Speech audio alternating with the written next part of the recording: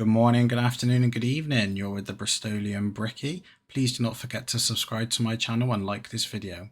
So in today's video, we're going to be reviewing LEGO Star Wars set 75379. This features a buildable R2-D2, and it was a very fun and compact experience for myself. This set was released in March of 2024 and it included 1050 pieces. So the build maintains R2-D2's iconic features, though with some compromises due to the smaller size, such as detachable tools rather than fully integrated ones. So as you'll be able to see in my video that I've not actually got the tools attached and I've used the white base plate. A real standout feature is the exclusive Darth Malak minifigure, a rare inclusion from Knights of the Old Republic, which I know a lot of you Star Wars fans will enjoy, which has a unique appeal for all collectors.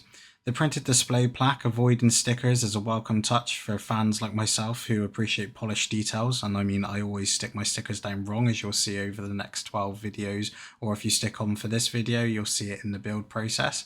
While it may lack some advanced functionalities of the larger sets, it's very affordable, it's visually accurate, and its display-worthy design makes it a great choice for LEGOs and Star Wars enthusiasts. But if you do, please carry on watching to see the construction of this LEGO set, and I really hope you enjoy it as much as I did over the past few days.